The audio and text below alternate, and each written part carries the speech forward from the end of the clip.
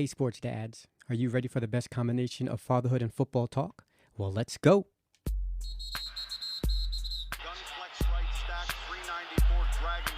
It's that time to have a conversation about fatherhood and football and relation. Ready, set, hut, grab your kids and huddle up.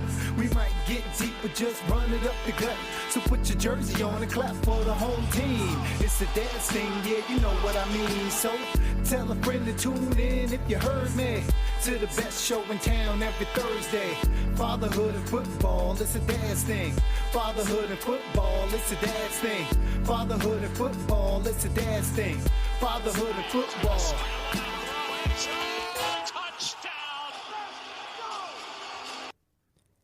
Welcome to a Dad's Thing podcast, Fatherhood and Football. I am James Simmons, your in-studio host dad of two amazing daughters. I'm a former middle school, high school, and college football coach, as well as a former wide receiver at D1AA Fordham University in the Bronx.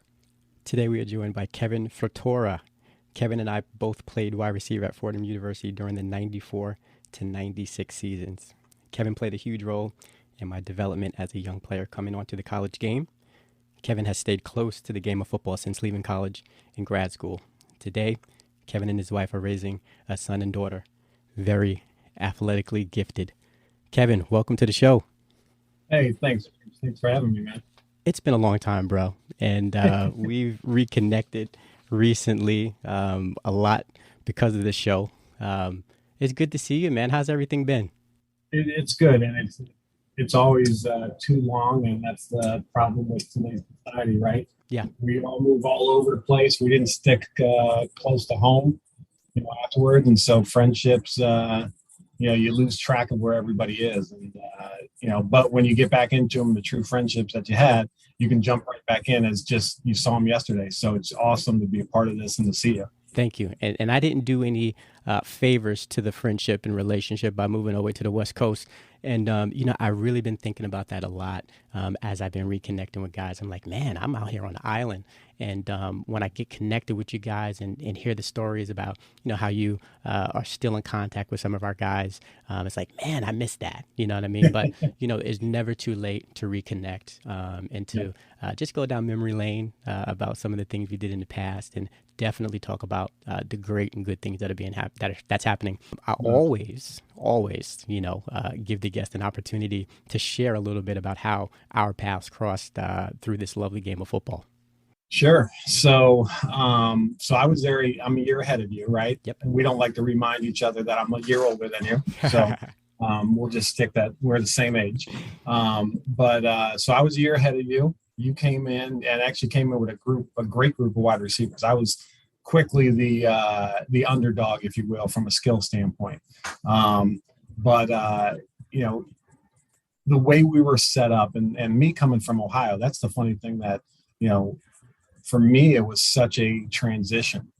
I'd never been to New York in my life. And so to come to New York and with the group that I came with, I still remember my roommate who was from Long Island. And his first comment to me when he saw me was, so you're from Idaho. How's Idaho?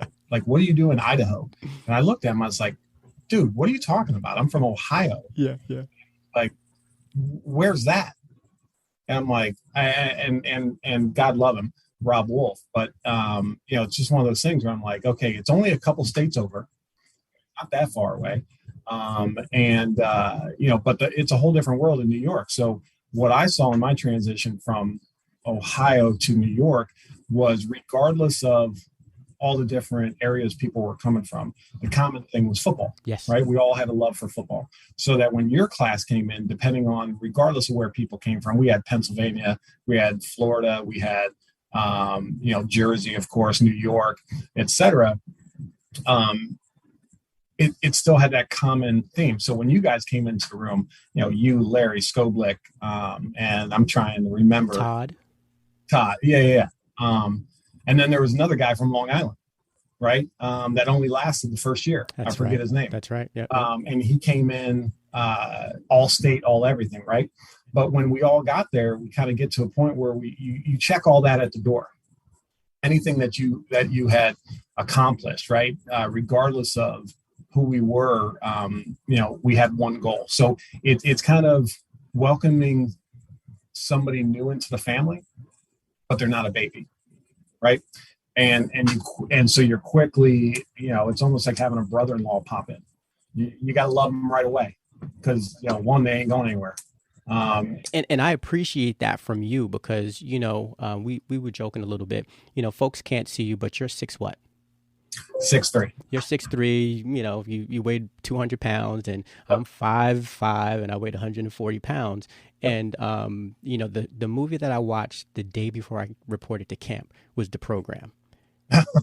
And I said to myself, James, what are you getting yourself into? And I really, as we talk about that transition and all Sure. of that, it was tough, Yeah. But you guys welcomed me and the rest of the guys in, and it was nothing. We all had a skill set, and we'll talk a little bit about the skill sets as we go along. But yeah, no, I remember that greatly. Oh yeah, and look, and your class, so while I was 6'3", the majority of you guys that came in were the shorter skill guys, right? Slot receiver types.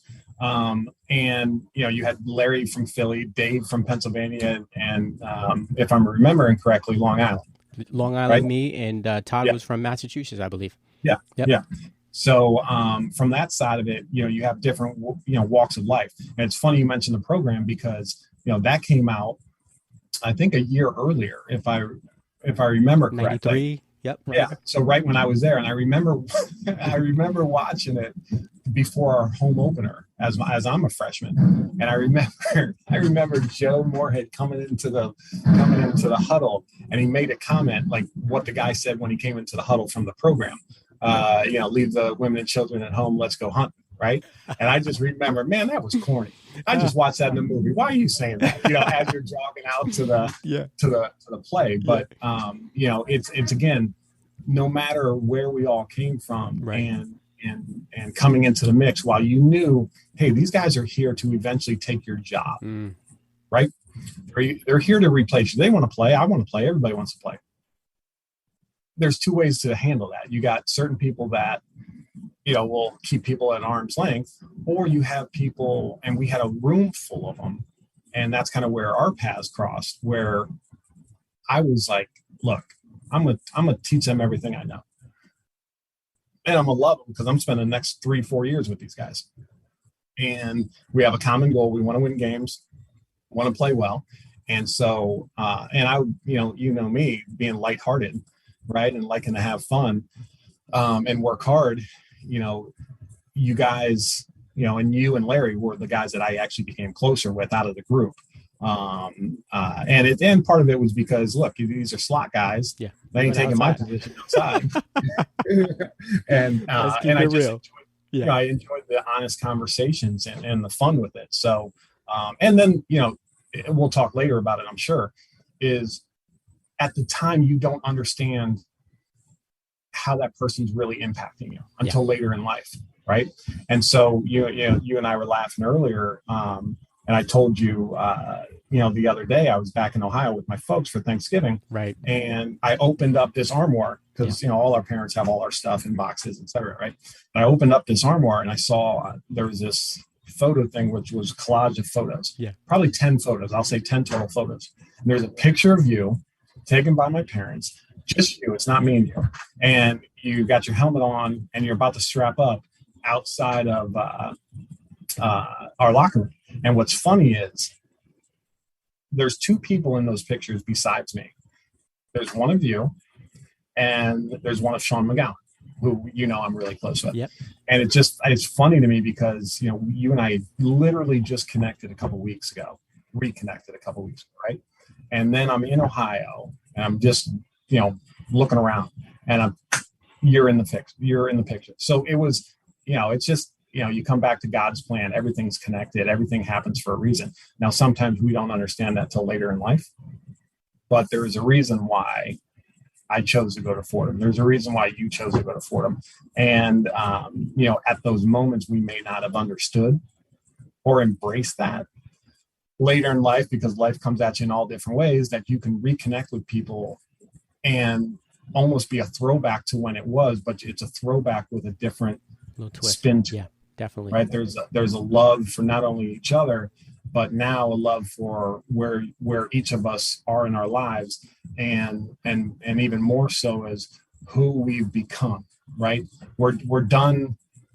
When you're in college and you're doing stuff, and when you got new guys coming in, you want to stick your chest out and you want to be, I'm the man, I'm the man, I'm the man, and it's about me. But then you break out, and then at some point in your life, you have a humbling moment, and you realize, hey, this isn't about me. Yeah. Right. And you come to a reality. And so when you do reconnect with your friends, you remember the fun and the laughter. But then you're like, man, I'm so happy that we crossed paths back then so that we could cross paths now. Right. Because we can help each other so much more now, more so than we ever did. Yeah. Right? We actually know life a little bit better. Yeah. And it was at levels, right? Because, big white dude coming in, hugging and goofing around, little black guy, from the city. And, you mentioned your family. And, as we were leaving the conversation a couple of days ago, before you even mentioned that, please send my love to your family, because they showed so much love to me in those days. And then you shared that story about the picture, and it's just like, those connections you make, it makes you better moving forward in the future. So and it breaks like football, right? It breaks the color barrier. And that was in the 90s. Right? We know what we were coming out of in the 80s. Right. And the struggles and the conflict, with, I always say, with the emergence of real music. So I call that rap music, right? Of telling the real stories of what's going on in certain areas. And I love the music, but I didn't grow up that way. Right. But it was always that football will break down any barrier, even today, like with what I do now, but it will always take down that barrier, whether it's gender, whether it's ethnicity, whether it's religious beliefs, there's a common goal in there. And when you step into a huddle, or into a locker room, everybody was represented. Definitely. The game is very powerful.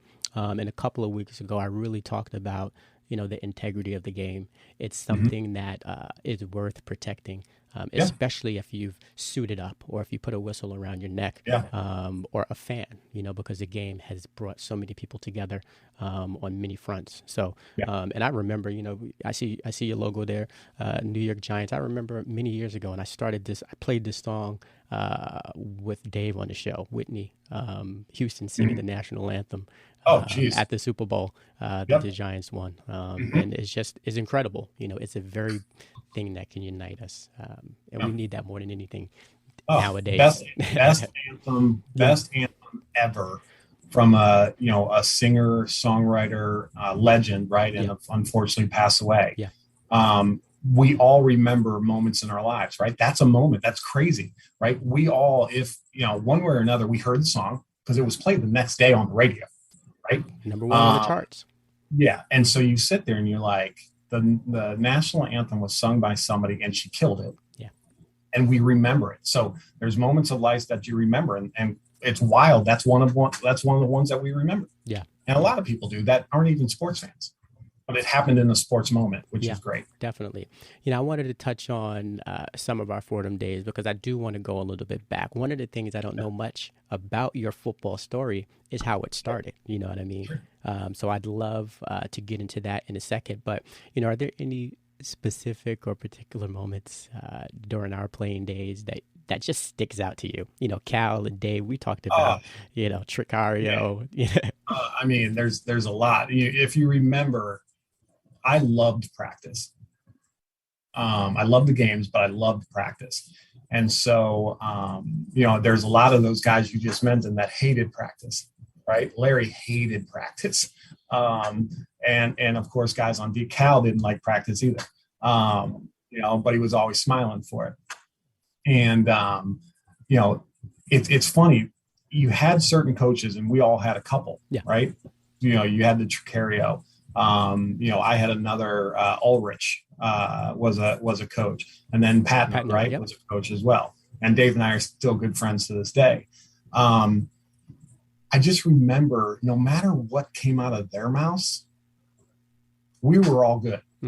Like, we were all like, you can say whatever you want to say. But 5 of us, 6 of us, 7 of us, 8 of us, we're all good, right? We were It's kind of like, okay, we're the kids, but we're best friends. You can dog on James, you can dog on me, you can dog on Cal, but as soon as we get back in our team huddle, and they weren't in our huddle at that point, we're like, we got this. And it didn't matter who it was. And that's the funny thing about it was, so I got thrown in to the mix my freshman year. Probably 3 games in. I think it was Cornell. It was Cornell. James, I didn't know what I was doing. And if you remember, we still had to run like scout as a freshman. You had to run some scout team stuff, especially right in the beginning. Right. And so I had missed when I got to camp. I'll start there. Freshman year, 95 degrees, hot as heck, and we're out on the field. And they're doing this drill where you basically, one guy gets on all fours and you jump over them back and forth, right? And until they like maybe 15, 20 seconds. Then they hit the whistle and the guy that was jumping now gets down on the ground and then they're jumping over you. I almost passed out. And I'm like sitting there woozy. I go over to the side. I'm like, I don't feel good. They're putting ice on me, all that kind of stuff. So immediately I'm weak, right? That's the kind of the thought process. So later that day, I go into the training room and Vinny's like, hey, let's check you out. And I open up my mouth and he's like, dude, he goes, I think you got strep throat. But it was just red, right? Mm-hmm. So they get me tested. I got strep throat. Wow. We go to camp up in Trinity Pauling. I'm not practicing. I'm standing under a shade tree, right? And what coaches are thinking. This kid's weak, you ever going to practice, that kind of stuff. So when I finally got better, because I was sick of hearing it. So I wasn't even better yet. So I went out and the first practice, I catch a route over the middle and we're just in uppers and there's two safeties. And one of them comes up to kind of just give me a little business. Mm-hmm. And I trucked him and stood over him. Yeah. And threw the ball at him. And next thing you know, it was like, whoosh, guys. And it was doing freshman, that kind of stuff, right? And so, coaches loved it, right? Yep. Seniors didn't like it at all. Definitely. Right? And so, you go through scout team and you go through some of that kind of stuff. And, you're having that conversation and you're looking at how everything's going. And you think you're learning, but you're not learning the playbook, the plays, right? Because you're doing other stuff. And what was crazy was they finally saw me doing some things on scout team. More so, they put me on defense on scout team, like as a free safety. And I'm running around, swatting stuff, and picking stuff off, partly because we knew what the play was, right? So they finally they're like, hey, we need to get this kid on the field. So they put me in the Cornell game because somebody tweaked their ankle. It might've been Cal. He wasn't hurt, like as he got hurt later in his career when he broke it, but something happened. So he wasn't playing. And I didn't know what I was doing. I didn't know the routes I was supposed to be running. I didn't know anything. And if you know me, right, from my sophomore year when you came in, if anybody knew the offense, it was me. I knew every position. After that, right? You remember as a senior, I got in the 3-point stance as a tight end, right? Because someone got hurt. Yep. So it's one of those things where I didn't know what I was doing, but I went full speed. And we were getting our butts kicked. And I remember I had enough. And you remember Randy Zingo? I do. Right? And Randy's brother, Chris, played for Cornell, All-American linebacker. Yep. So somebody gets tackled and Chris is standing around the pile. And I had heard his name all day long. Yeah. Zingo, Zingo, Zingo, Zingo, Zingo. And half the time I was like, this dude's not even in on the tackle. They're still calling his name. He's jumping on the pile. So I made a beeline to him and drilled him in the back, which was not good. Flags went flying and scuffle starts out. And I'm just like, I don't care. I come over to the sideline and I got one coach going, what are you doing? Yeah. And I got another coach looking at me going, dude, thank you. Yeah. Right. Yeah. So the next day we're watching tape and I'm running wrong routes and they're like, and finally, I think it was Trick was like, hey, look, he's not even running the right routes, but I'll tell you what he is doing. He's going full speed. Listen. And hey, you might not like that he just hit the kid in the back and got a personal foul, but look at the rest of you guys, right? And so from that day on, the toughness of who I was, and then my commitment to understanding the playbook, because now I'm getting real reps, had come in. So it was important to me when you guys came in that you guys understood the game, understood the plays, et cetera. So, that was my early experiences, with Fordham. And those are the moments that stick out, is when, they were giving me junk. They were giving me a hassle. And I just said, I'm going to prove that this is not, I'm not going to listen to this. I'm not going to take this. I'm going to prove these guys wrong. Yeah. And I want to thank you for that attitude, because you definitely gave it to me, right? A couple things I want to point out. I've heard that same saying, James, if you don't know what you're doing, do it 100%, do it 100 miles an hour. And I remember doing that all the time. And that was from Coach Trick. But just to talk about the guys, right? We did have each other's back. Everything was cool after the coaches left. And I remember always bringing up the rear in our after our sprints, after practices, and Coach Trick, hurry up, Simmons. And I'm like, listen, don't make everybody run because my legs are short. It ain't Frat's fault. And that's what we did from the beginning, and stick up for each other. And the toughness, man. I was looking at some stuff, and it was funny because it was the year you were leaving, and it was an article talking about key losses, right? Yeah. And your name was on there, Sozik's name was on there, and a lot of other guys' name was on there. Yeah. And then they talked about key returns. Yeah. I was going into my senior year. Yeah. My name wasn't on that list. Sure. And I looked at that, I'm like, man. And what did I wind up doing? Going out leading the teams in receptions and yards my senior year, and playing the whole game, knowing that folks didn't think that my body could take the wear and tear. Sure. So I owe that to you, that mentality of toughness, Scooby, because you guys are always headhunting. And blocking wasn't my forte. And I think we took pride in it. Yeah. Right. I mean, look, I wasn't the fastest guy out there. I wasn't the most athletic guy out there, but you knew, here's what's going to happen. He's going to run the right route. Right. He's going to be where he's supposed to be at the right time, even though he's not as fast as everybody else. Mm-hmm. And if for any reason somebody catches a ball and gets free to start running, he's going to knock somebody out. Yep. And, there was many out routes by the slot receivers or the tight ends where I turned and laid somebody out. Exactly. And I took pride in it. And so did Dave. Yeah. We kind of took pride in the fact that, we kind of looked like each other, right? Yeah. I still remember one of the coaches came up to Dave and was like, after spring ball, it was like, oh my gosh, I need to slap your hand. You crushed so-and-so. And I turned to Dave. I'm like, dude, that wasn't you. That was me. And he's like, oh, I know. But he took the credit from the coach. And it was funny, right? Because I'm like sitting there going, I was mad. Right. Like, to a degree. Yeah. I wanted that credit. Yeah.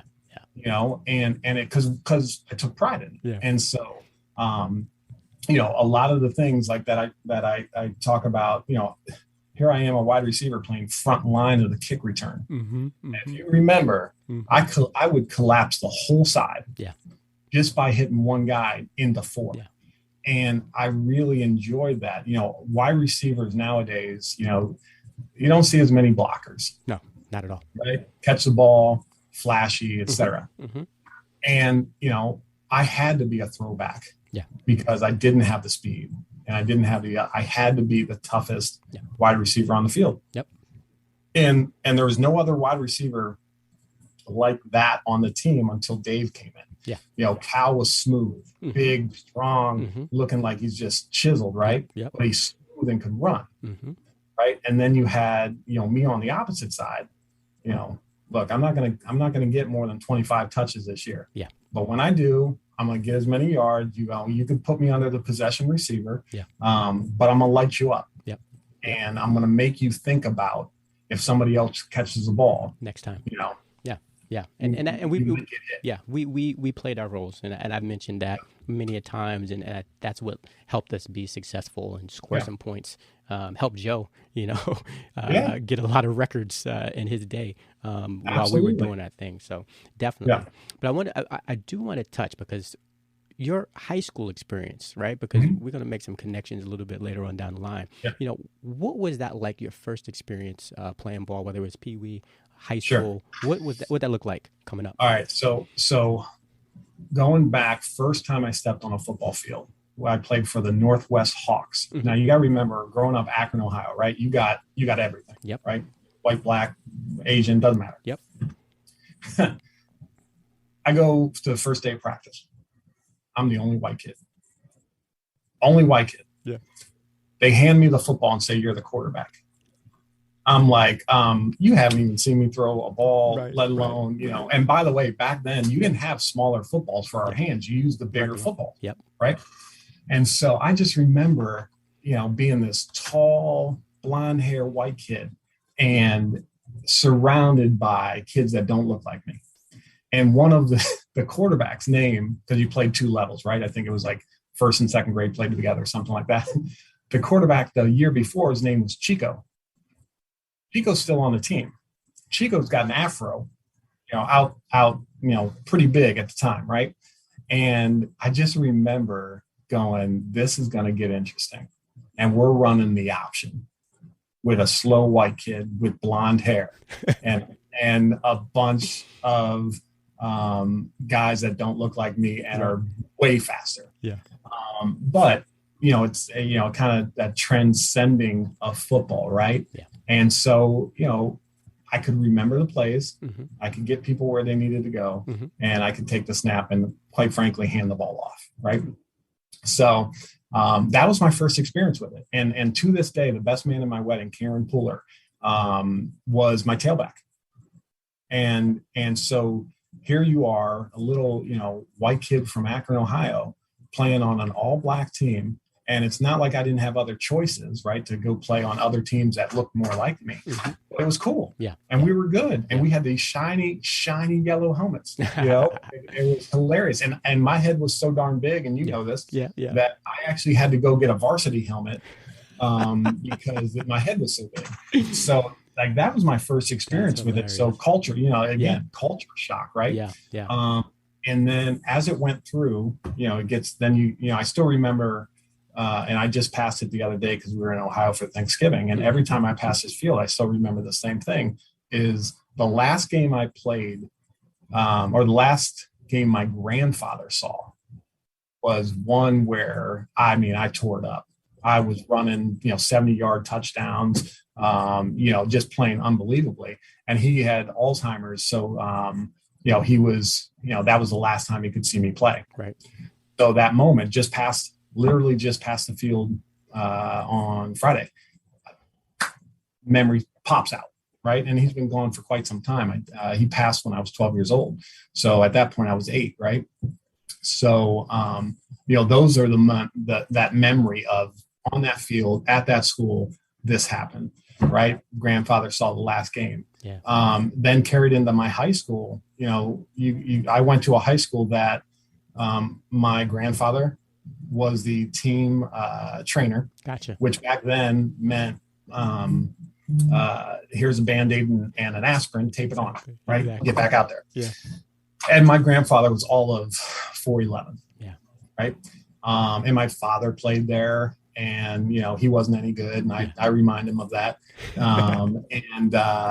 So family had gone to that school. Now the funny thing is, it's St. Vincent St. Mary's. That's where everybody knows LeBron James, right? Yep. So, and of course, I'm much older than him, but you get there, and now you have 4, years or grades of kids that you're playing with, right? So you do your freshman ball, and then finally you get an opportunity when you're a sophomore. And then I stepped on the field as a junior as a tight end, and we were good. We had guys, that could play the game. I just remember, you remember those specific games. We played Massillon, Ohio. We were number 1 in our area. They're number 1 in their area. And as we're driving on our team bus to the stadium, every house down the street said, beat St. V, beat St. V, beat St. V. That's in their windows. We get to the stadium. The stadium actually seats 17,000. Packed. Turf. And we're talking 1991, right? Turf, sound system. They're chanting Tigers, like spelling it out, and it sounds like you're at Ohio State. Standing room only, 20,000 in the building. We beat them 28-25. Everybody runs the field. But here's the funny thing that I remember about this. So I was wearing Sharks. You remember the old molded cleats, right? Mm-hmm, mm-hmm. The first play, I'm slipping. Mm-hmm. And I'm playing tight end. I keep slipping. I come off to the sideline, and I'm looking around like at kids' shoes. Yeah. And I look at this sophomore. I'm like, what size are you? He goes, I'm a 12 and a half. I'm like, are those 12s and a half? He goes, yeah. I was like, give him. He's like, what?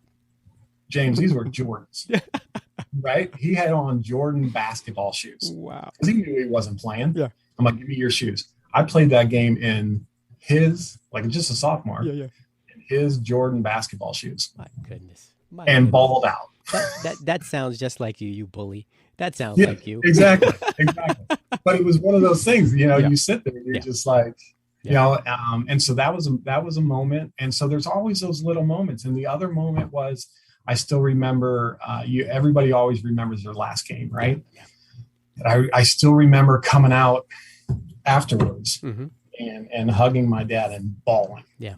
Yeah. Because you knew it was over. Yeah. And while most kids, and I didn't know, I thought I was going to play baseball in college, but most kids, that's it. Yeah. They're done. Mm-hmm.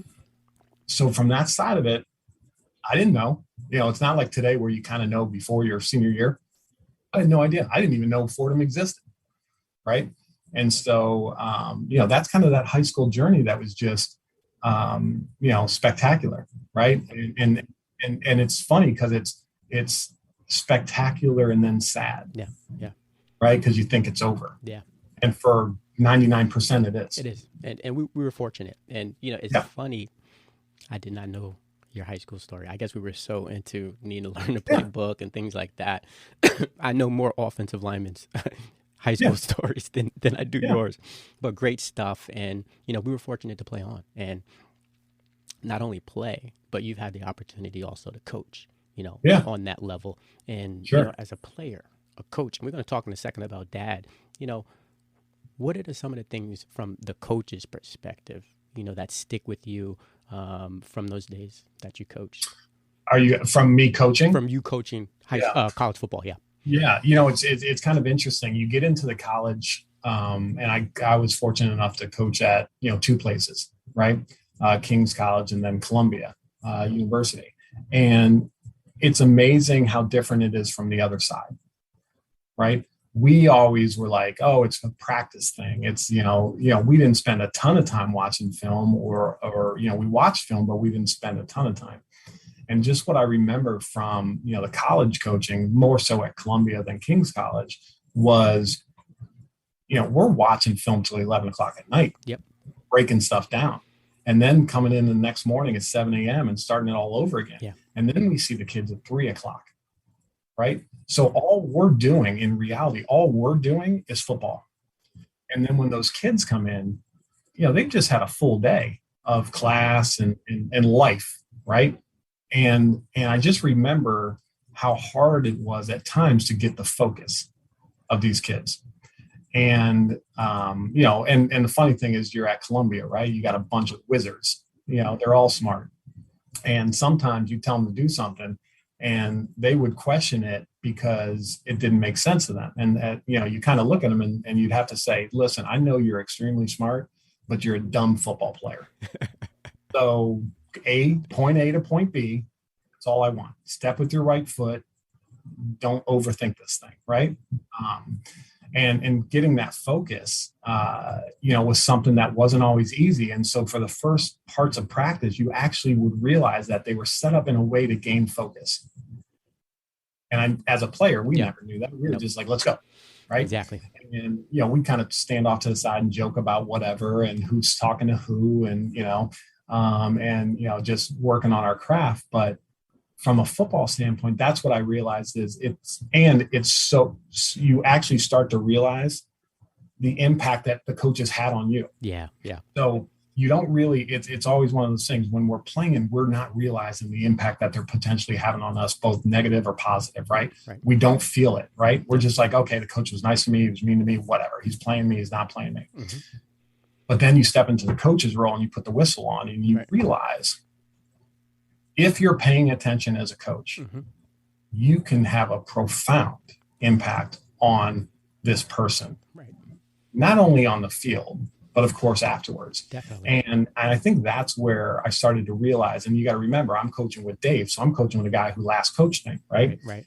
And I'm starting to realize, and I never stopped calling him coach. Yeah. Even then I'm still, he goes, you can call me Dave. I'm like, no. Yeah. To this day I will, because I'm, almost 50. Yeah. But I still wouldn't do it. I called him coach but then I realized the impact that he actually had on me. And so then you start to think about how can I impact these kids?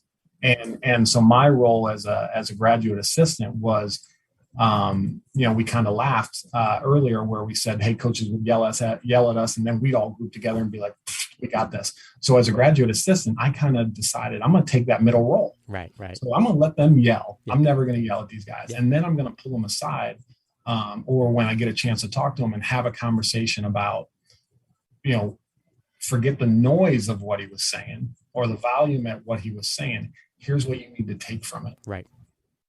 So I chose to go that route. Right. And you also got to remember is 80s to 90s, you had a style of coaching that was okay. Yep. As you got into the late 90s and you went into the 2000s, things were changing. Different ballgame. Right. Yep. And so while you used to have the Bobby Knights of the world, you couldn't do that anymore. Nope. Right. And so I kind of just took that middle ground of I wasn't much older than these kids. I just finished. So I can relate closer to them than a 30-year-old can. And so that's kind of what out of all of it, I loved the interaction with these kids, and they were again from all over the place, but more so of, these were going to, like Columbia University, these are going to be the leaders of the world, right? I mean, they're all graduating with great jobs. Yeah. And so it's just one of those things where I just wanted to make it as easy for them emotionally as I possibly could, because football is a grind physically and it can be emotionally. Definitely. It's funny because, after I left Fordham, I went to Iona, Coach Mariani. So very similar situation. I still call Coach. He's like, call me Fred. I'm like, no, that's not happening. But that relationship with the guys, that I was responsible for at my position of wide receiver, it was like I was a big brother, because I could literally go out there and show them because I just did it 4 months ago, so that was a different relationship.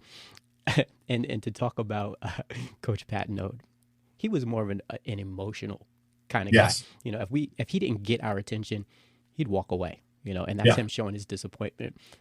Mm-hmm. And I remember carrying some of those traits with me to Iona. And even now, as I've coached football at the high school level and basketball, doing similar things like that. So definitely a great impact that coaches have on us. And then we in return had, on our players that we coach. So good stuff.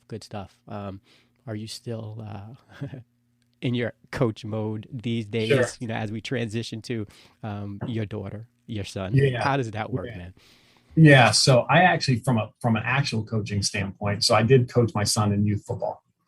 And, the funny thing about it, James, is we were in Indiana. And so my son was 1 year old. Right. I don't know what he's going to be able to do. I don't know what he's going to grow into. And we went to one of my friends' kids' game. And we're talking second, third grade, right? Whatever it might be. And I'm standing there and I'm holding Austin and, we're just watching the game. Yeah. And I had always told my wife, the last thing I'm doing is coaching my kid. Gotcha. For a number of reasons, right? I don't want to be hard on them. I don't want that relationship to sour because of, what I might do as a coach or say as a coach or whatever.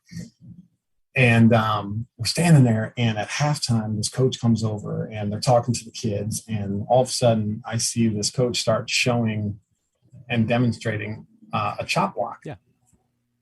And I'm like, my face turns red. And I'm just listening, and I'm holding Austin, and Lindsay's watching my face turn red. And she's like, what's going on?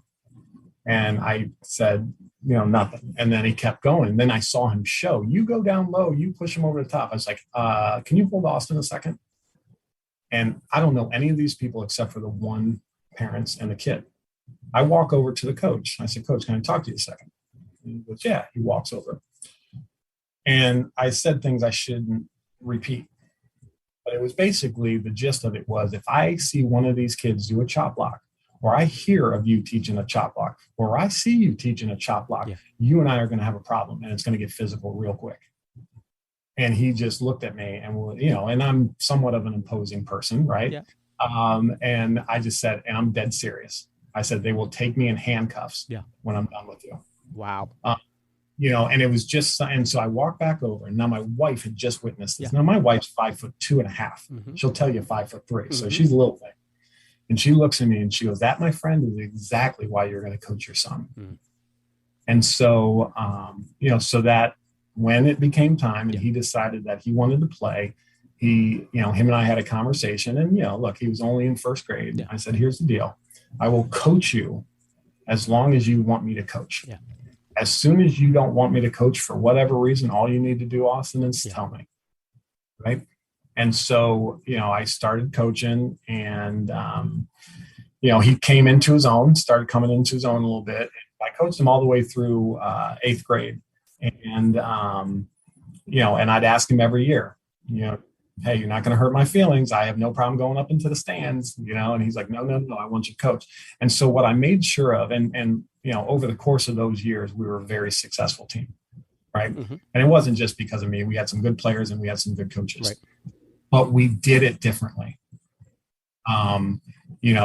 We watched film with the kids, and it wasn't to, make us better, but it was, how hard is it to explain to a kid what they're doing wrong when they just forgot about it because the play was over? Yeah. And can I say, when you say you did it differently, I want to also, just for the audience, a chop block is something that's very dangerous, and most is probably outlawed in the game now on those levels. So for you as a parent to step up and speak to the coach about that, that's something that you're doing to protect your kid, but also other kids. So that's the changing of the game. And we see a lot different now, but go ahead. Sorry to take that. Yeah. And it goes back to like what you said, protecting the integrity. Yeah. Right.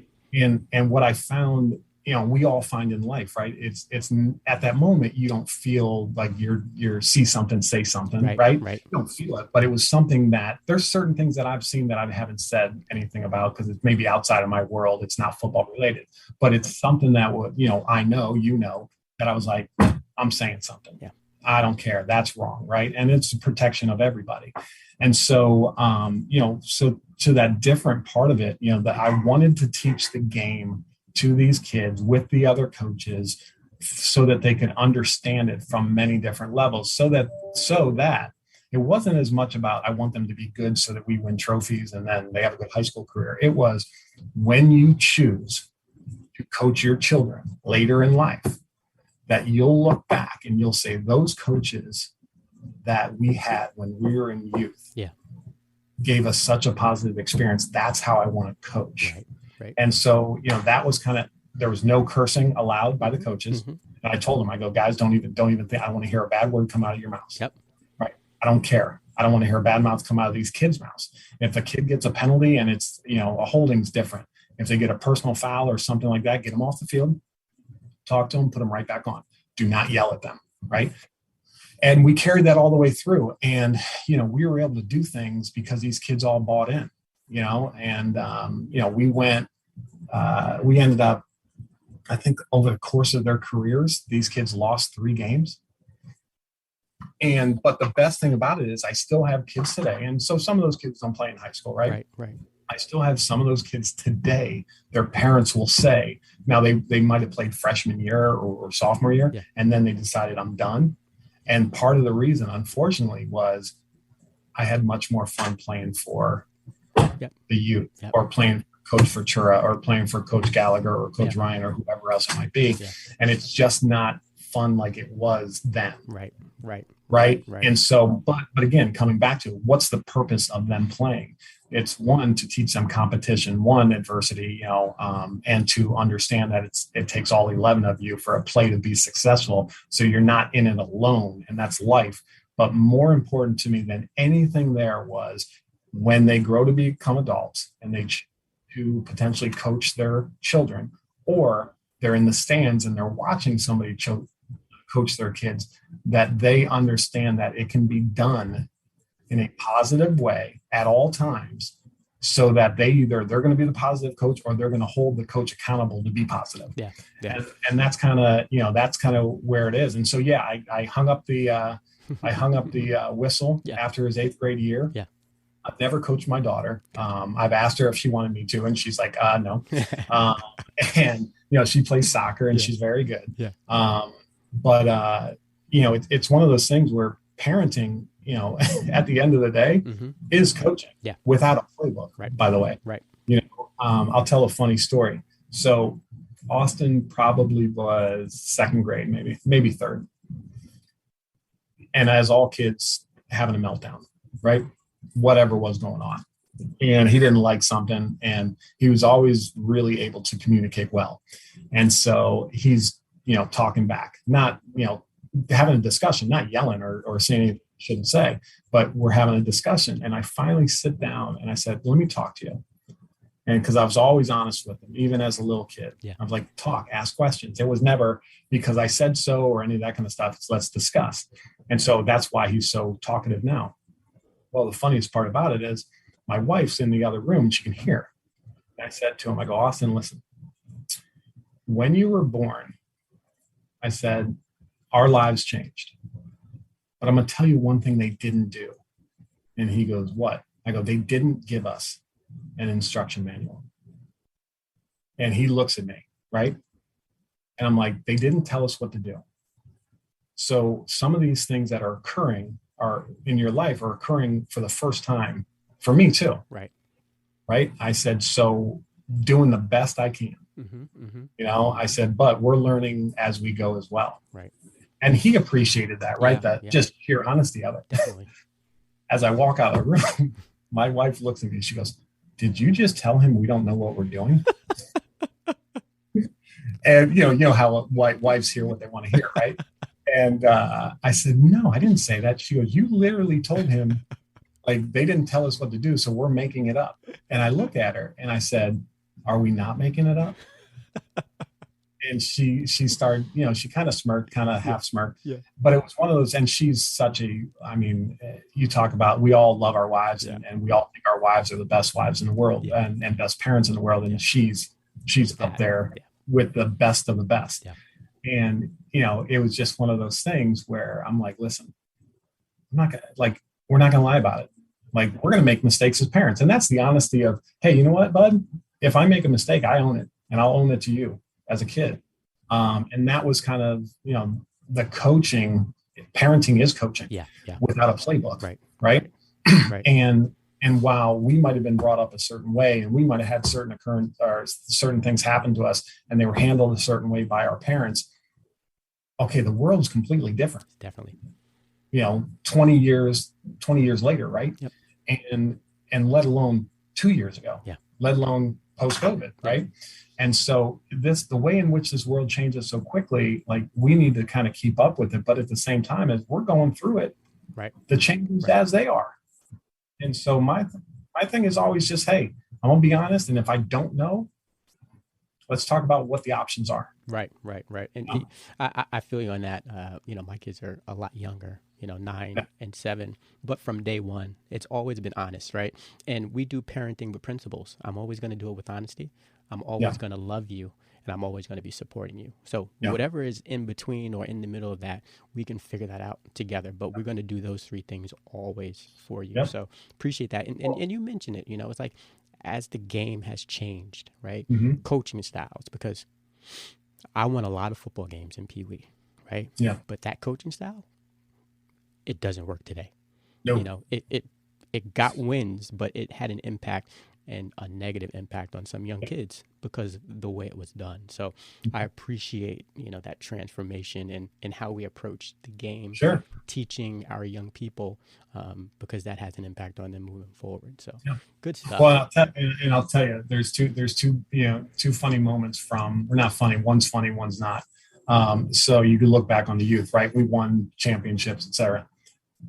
I still remember to this day, Tristan Jarvis, he's a friend of my son's. He's a lineman, right? Big, at that point, baby fat, face smushed into the helmet.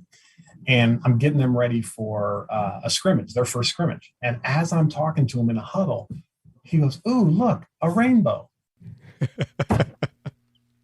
Here I am doing my best coach speech to get him hyped up, right? Yeah. And my man turns around and says, "Oh, look, a rainbow." Yeah. To which I then step back and I'm like, "You don't need to hype these kids up." And I look at him, I go, "Tristan, I love you. Yeah. I will remember that moment forever." Yeah. Right. And then and I remind him to this day about it. And then the other one was before a championship game. All of a sudden, one of them says, "Hey, do you guys want to pray?" Yeah. And me being a Christian, I'm like, "Cool. Didn't come from one of us." Right. And what was awesome about it was every one of those kids took a knee and prayed. They had never done that before. What's funnier about it is some of the coaches were like, "Only if you want to, only if you want to." Like it's that kind of, peer pressure or, "Hey, we don't know if you're all Christians or whatever you might be." Right. But it was almost like we were back in public school. "No, you can't do that." Or right. But they all did. None of the coaches got involved. We let them do their thing. And so that's 7th grade year where you all of a sudden you're like, "You know what? We did it. We just did it." Like that's what it's about. Yeah. It's about, one, a kid not being afraid to ask if other guys want to pray. And two, all of them deciding as a team to do it, regardless of what they believed in and respecting that. So, those are the things where what make you the most proud, right? Is understanding that you're raising, children to be the next leaders and to release them into a crazy world that hopefully they make better because we all screwed it up. And also knowing that you have 2 kids and they're completely different, right? And you have to parent them as the individuals they are. Yeah, almost as if they're their own continent. Yeah, right. Definitely. And never compare the two because that'll never work. Right. Even though they'll do it to themselves. Yeah, and that's fine. That's them, siblings. You know what I mean? But as parents, and that's a golden nugget. Yeah. Individuals, again, and this is my philosophy. The principles are the same. Yeah. Honesty, loving, and we're in it together. Yeah. But the way you distribute that looks a little different because everybody's a little bit different. So good stuff. I want to play something for you because I found this and it reminds me. It reminds me of you. Oh boy. And you shared a little bit, but this is so funny. So can you see my screen? Yeah. All right, here we go. Audience, you might get a kick out of this, but this is Kevin Frattura in a nutshell in about 59 seconds. Our Fordham fight song. Here we go. Hail, onto the fray. Once more our foes assail in strong array. Once more the old maroon wave on high. We sing our battle song. We do or die. With a ram for victories. A ram for loyalty.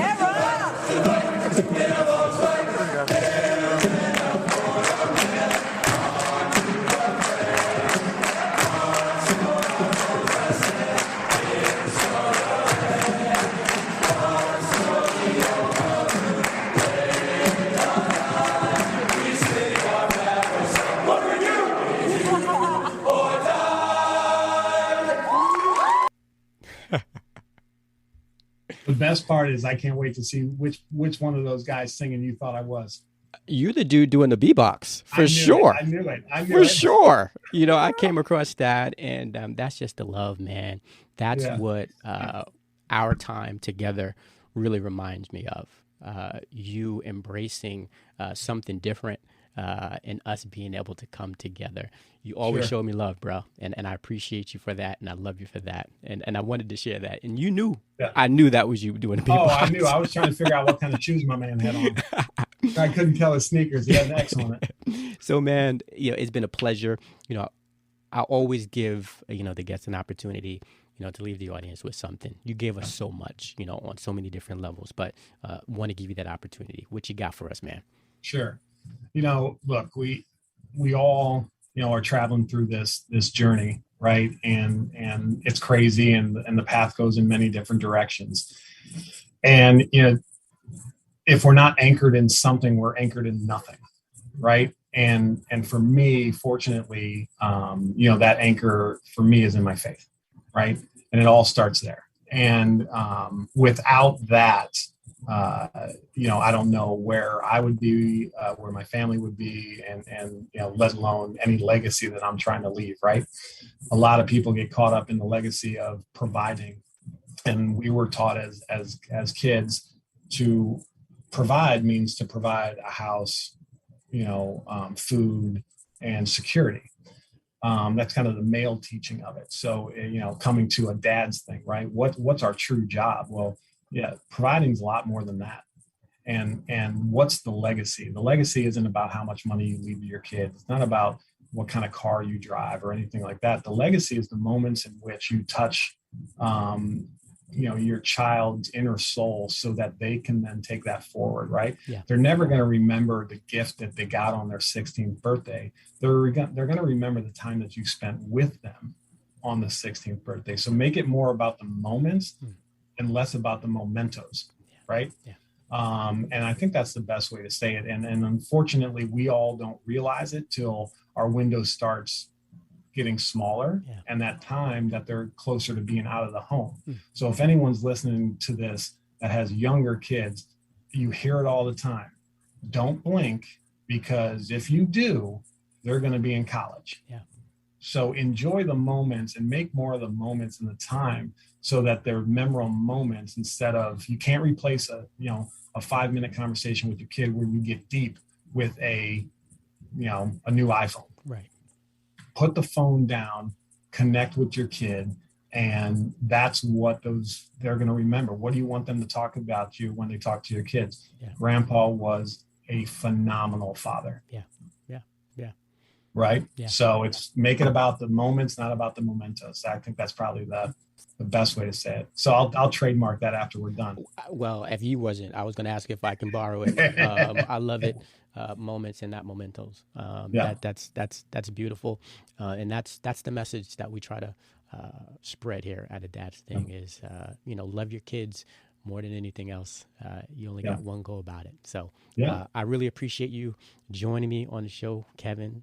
It's been great having this conversation. And thanks a lot. Thanks for doing this for all of us. Thank you. And thanks for having me. But thanks for doing this and putting this platform out, brother. Appreciate it. Thanks, man. You got it. Yep. Thank you for joining this episode of Fatherhood and Football, a Dad's Thing production, where finding and embracing our roles in fatherhood is a journey and one that we do not have to do alone. Please join us next Thursday for our next episode, and follow us on Instagram, YouTube, and Facebook at A Dad's Thing for all your fatherhood-related content. You can also find our podcast on Anchor, Spotify, Breaker, and Radio Public.